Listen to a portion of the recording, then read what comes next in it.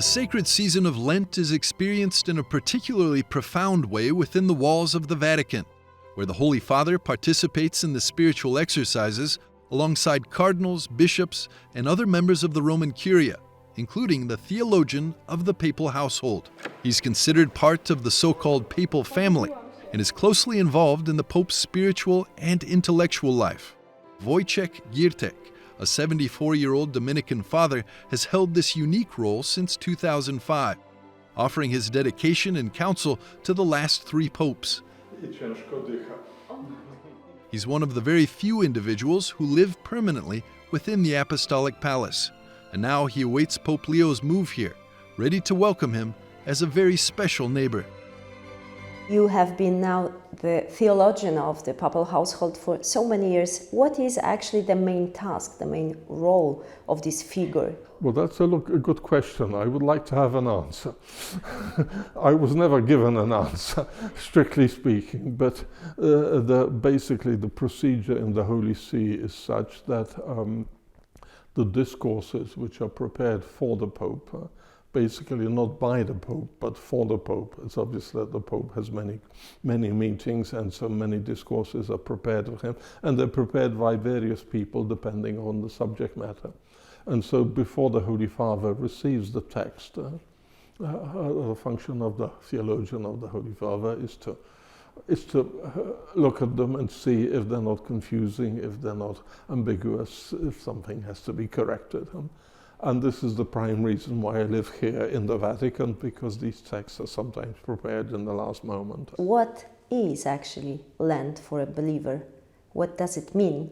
It's a time of maybe a deepened prayer, and the liturgy reminds us of the time when Jesus was in the desert, and for 40 days with fasting, and the encounter of Jesus with the evil one, and the three temptations to use the power of Jesus and change stones into bread, to use the power of the angels and do something stupid, to jump off the pinnacle of the temple and thrust in an absurd way, and then to bow in front and adore the evil one as to possess the entire world. Well, of course, Jesus rejects all these temptations, and in his incarnation, he wanted to experience the fullness of being human, including the difficulty of being in the desert, of being in a situation where the meaning of life seems to be difficult, seems to slip through the fingers,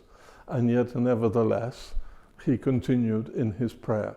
And so the time of Lent is an invitation for a deepened prayer, a deepened focus on God and the putting away of distractions and assuring that God is central in our life. Is Lent rather a time, a period of human effort or God's grace? And what does actually the divine grace mean? I think we shouldn't we have to distinguish between nature and grace, between our natural thinking and working on the basis of faith, which opens us to grace.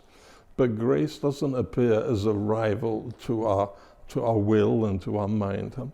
If we are living out a life of faith and charity, well, then grace is working within us. And then the good things that we do, for example, the time given by a dad to talk to a teenager every day, 10 minutes, that gift of the dad is 100% human. It's his gift. But if it's lived out in faith, or maybe particularly thinking that it's time for Lent and make a special effort in view of God, this time given to the child is 100% human and 100% divine at the same time, because grace is working within us in such a way that we don't lose the dignity and liberty of our will, but we become even more free, even more generous, even more true. Certainly one of the key elements of the period of Lent is confession. Why do people go to confession? What does it mean? There is the human aspect and the divine aspect, and the divine aspect is working through the human, through the gestures, through the words, through the sacramental signs.